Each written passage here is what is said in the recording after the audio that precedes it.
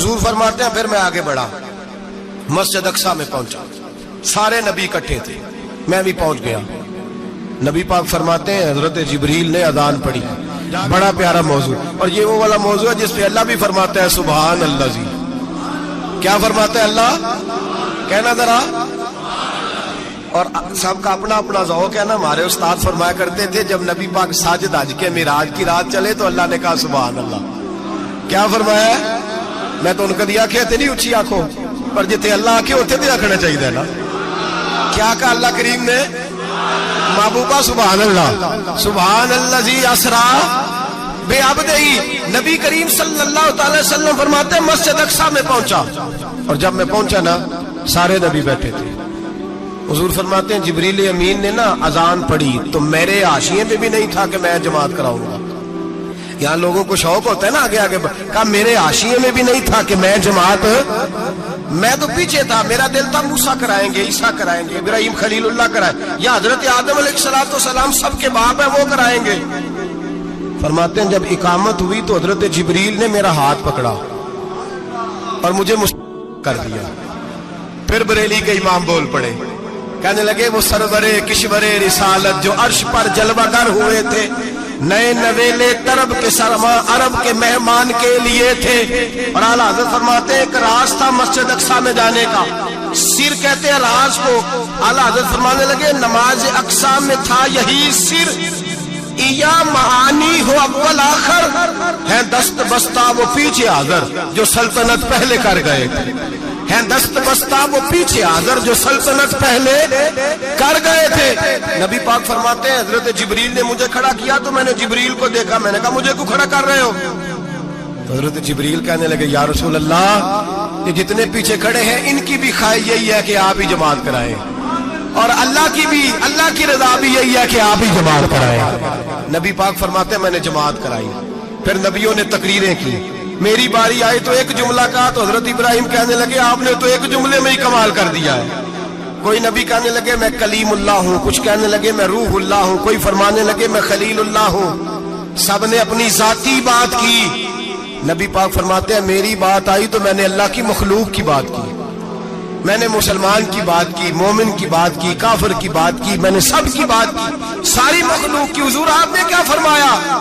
نبی پاک فرمانے لگے میں نے کہا الحمدللہ الذی ارسلنی رحمۃ للعالمین، فرمایا اللہ کا شکر ہے اس نے مجھے ساری کائنات کے لیے رحمت بنا کے بھیجا ہے۔ نبی کریم علیہ السلام فرماتے ہیں میں وہاں سے اٹھا، فرماتے ہیں پہلا آسمان، دوسرا آسمان، تیسرا، چھٹا آسمان، ساتواں آسمان پہ بیت المعمور ہے، مومنوں کا کعبہ بیت اللہ زمین پہ، اس کے بالکل سیدھ میں ساتویں آسمان پہ بیت المعمور فرشتوں کا کعبہ ہے۔ میں وہاں گیا تو فرشتے کہنے لگے مولا اپنے حبیب سے کہہ 2 رکعتیں ہمیں بھی پڑھا دے۔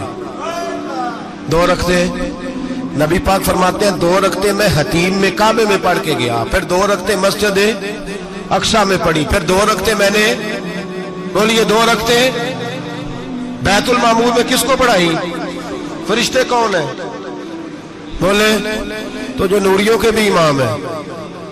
مولوی صاحب بڑے پریشان ہو جائے، کہتے نور نہ آکھو۔ میں کہا نیریا تینوں کی تکلیف ہوتی ہے، تیرے اندر بھاری اندھیرا ہے، کیا تکلیف ہوتی ہے تجھے نور حضور کو کہنے میں؟ کس چکر میں تو الجھ گیا ہے؟ جس نے ساری کائنات کو نور دے دیا اس کو نور نہ کہے، جس کی برکت سے اللہ ہر ایک والا حضرت فرماتے ہیں لا مکان تک اجالا ہے جس کا وہ ہے، ہر مکان کا اجالا ہمارا، ہر مکان کا اجالا، یہ دنیا میں جتنی بھی روشنی ہے یہ میرے رسول کے نور کی برکت سے روشنی۔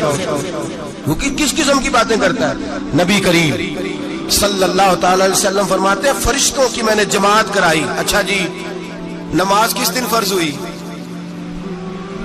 فرض کس دن ہوئی؟ حضور تو نماز لینے جا رہے تھے تو یہ رستے میں پڑھاتے ہوئے بھی جا رہے ہیں۔ نماز تو معراج کی رات لینے گئے نا نبی پاک، تو رستے میں اللہ فرماتے ہیں الرحمن علم القرآن خلق الانسان، فرمایا پہلے میں نے رسول کو قرآن سکھایا ہے پھر انسان کی تخلیق کی ہے۔ نماز بعد میں فرض ہوئی امت کے لیے، نبی پاک کو تو اللہ نے سارے علوم پہلے سے عطا فرما دیے، سارے علوم۔ اس کا مطلب یہ بھی ہوا کہ نماز سے چھٹی مل سکتی، کعبے میں بھی نماز، بیت المقدس میں بھی، بیت المعمور میں بھی, بیت اللہ میں بھی, ہر جگہ ہی. تو جو بھاگنا چاہے نماز سے بھاگ سکتا, اس لیے کہ معراج میں جگہ جگہ نماز ہے, نماز ہی نماز ہے ہر جگہ. اللہ کے حبیب فرماتے ہیں بس 7ویں آسمان پہ گئے تو جبریل روک گئے. کوئی رہ فلک اتے یار گیا تے کچھ سدرا تے ہار گیا. ایک کالیاں زلفا والا سی جڑا لنگ عرشاں تو بھی پار گیا. نبی پاک فرماتے ہیں جبریل ٹھہر گئے. میں نے کہا چل, کہنے لگے یا رسول اللہ آگے گیا تو میرے پر جل جائیں گے. حالانکہ ملا رومی کہتے ہیں نہیں, اگر حضرت جبریل ساتھ جاتے تو کچھ بھی نہیں ہونا تھا, بلکہ جبریل کی موج لگ جانی تھی. اور ایک اور بات, جب یہاں حضور رکے نا تو نبی پاک نے فرمایا چل تو نہیں جاتا تو کوئی خواہش ہی بتا دے اپنی. تو حضرت جبریل کہنے لگے یا رسول اللہ میری خواہش یہ ہے جب قیامت کے دن آپ کے پرہیزگار امتی پل صراط سے گزرے تو اللہ مجھے نیچے پر بچھانے کی توفیق عطا فرمائے, یہ میری خواہش ہے. نبی رحمت صلی اللہ علیہ وسلم فرماتے ہیں میں وہاں سے آگے بڑھا جہاں حضرت جبریل بھی رہ گئے, میں پھر وہاں سے پھر رب کریم کے حریم خاص میں. نبی پاک فرماتے ہیں اس رستے میں میں نے بڑا کچھ دیکھا, جنت دیکھی, دوزخ دیکھا, فرشتے دیکھے, حوریں دیکھی, غلمان دیکھے, بڑا کچھ دیکھا. نبی رحمت ملا رومی نے ایسی روایت بھی لکھی ہے, فرماتے ہیں کہ حور کے پاس سے گزرنے لگا تو اس نے میرے پیچھے سے آواز دی, کہنے لگی محبوبہ معراج پہ آئے ہو تو مجھے بھی کچھ دے دو, مجھے بھی کچھ دے دو. تو ملا جلال الدین رومی لکھتے ہیں نبی پاک نے فرمایا چل جا میں نے تجھے اپنا بلال دیا.